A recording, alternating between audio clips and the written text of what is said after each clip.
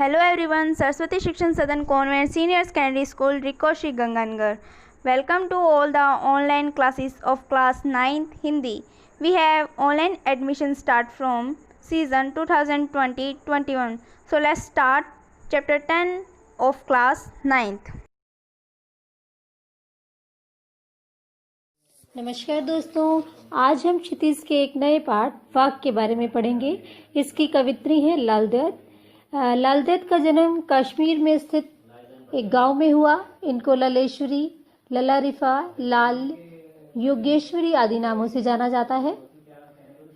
लाल दत्त ने वाक शैली में अपने काव्य की रचना की है।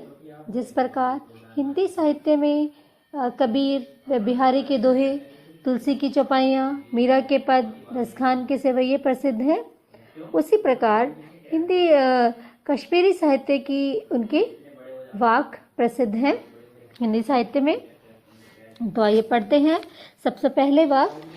रस्सी कच्चे धागे की खींच रही मैं नाव, जाने कब सुन मेरी पुकार, करे देव भव सागर पार। पानी टपके कच्चे सकोरे, व्यर्थ प्रयास हो रहे मेरे, जी में उठती रह रहे हुक, घर जाने की चाह है घेरे। तो इन पंक्तियों में कवित्री कहती है कि उसकी जो सांसें हैं वो एक कच्चे धागे से बनी रस्सी की तरह है और उसका शरीर एक नाव की तरह है। वह सांसों की कच्ची रस्सी के सहारे अपने शरीर रूपी नाव को खींच रही है और पता नहीं ईश्वर भगवान कब उसकी पुकार को सुनेंगे और इस संसार रूपी भव सागर से उसके शरीर रूपी नाव को पार लगाएंगे। जिस प्रकार कच्ची मिट्टी से बने बर्तन में पानी ठहरता नहीं है, रुकता नहीं है, वह सारा उसमें से टपक जाता है। जब बर्तन कच्ची मिट्टी से बनाए जाते हैं तो उन्हें पकाया जाता है, आग में पकाया जाता है, तब वो पक्के होते हैं, तभी उनमें पानी ठंडा भी रहता है और पानी टिका भी रहता है। कच्ची मिट्टी के बर्तन में अगर हम पानी डाल दें तो उसमें पानी रुकेगा नहीं। तो कवित्री कहती है कि जिस प्रकार कच्ची मिट्टी से बने बर्तन में पानी रुकता नहीं है, उसी तरह जो समय है वो बीतता जा रहा है और प्रभु को प्राप्त करने के जितने भी मैं प्रयास कर रही हूँ, जो भी मैं कोशिशें कर रही हूँ, वो सब बेकार हो रही हैं। तो उसके मन में बार बार एक ही पीड़ा उठती है, एक ही वेदना उठती है, एक ही तड़प उठती है कि वह कब इस नश्वर संसार को छोड़कर भगवान के पास जाएगी और इस संसार के दुखों से, कष्टों से मुक्ति प्राप्त करेगी। दूसरी वाक। खा खा कुछ पाएगा नहीं, न खाकर बनेगा अहंकारी, सम खा तभी होगा संभावी, खुलेगी सांकल बंद द्वार की। अब पहली पंक्तियाँ खा खा कर कुछ पाएगा नहीं। इन पंक्तियों में कवित्री मनुष्य को यह समझाते हुए ये कहती है कि हे मनुष्य, यदि तू इस सांसारिक विषय वासनाओं में लगे रहोगे तो इससे तुम्हें कुछ भी प्राप्त नहीं होगा। और यदि तुम इन सांसारिक विषय वासनाओं, भोगों को छोड़कर, त्याग कर एक नया मार्ग यानी कि तपस्या का मार्ग अपना लोगे, त्यागी बन जाओगे, सन्यासी बन जाओगे, तो तुम्हारे मन में अहंकार आ जाएगा कि मैं तो बहुत बड़ा त्यागी बन गया हूँ, बहुत तपस्या करने लग गया हूँ। तो इन दोनों के तुम्हें कोई बीच का रास्ता अपनाना पड़ेगा। सम खाओ तभी होगा संभावी। इन पंक्तियों का अर्थ है कि इन दोनों में से बीच का रास्ता, बीच समानता का रास्ता तुम्हें अपनाना पड़ेगा, समता का रास्ता अपनाना पड़ेगा। इन दोनों के बीच समता का भाव रखो, दोनों के बीच का मार्ग अपनाओ, मध्य मार्ग अपनाओ।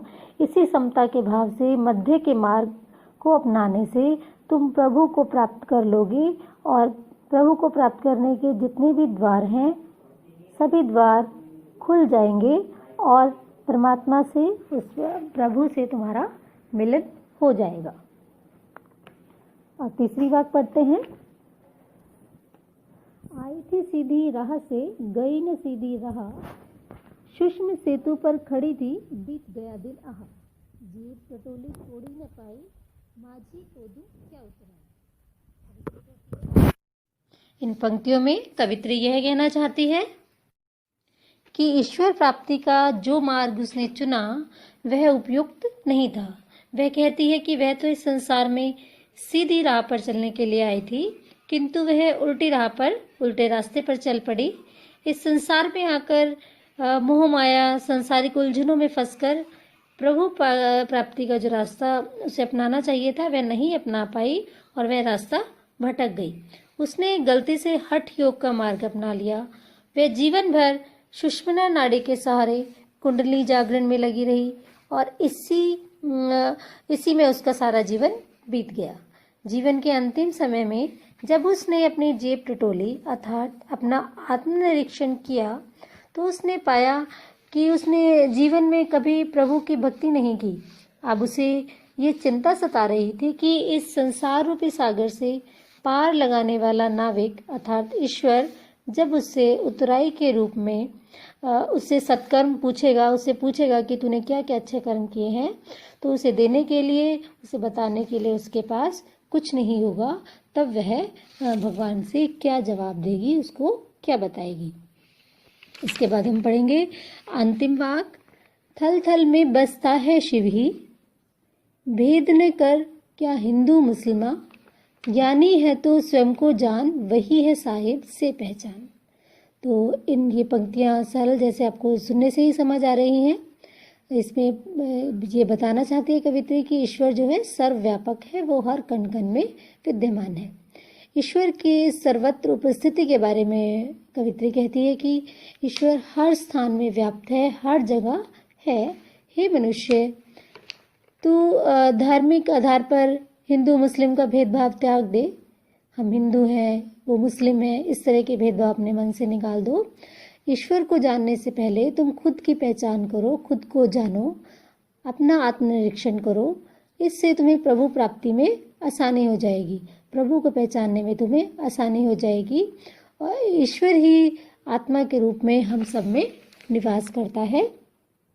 यदि तुम ईश्वर को प्राप्त करना चाहते हो तो सबसे पहले अपना आत्मनिरीक्षण करो, तभी ईश्वर को पा सकते हो, उसको पहचान सकते हो। धन्यवाद।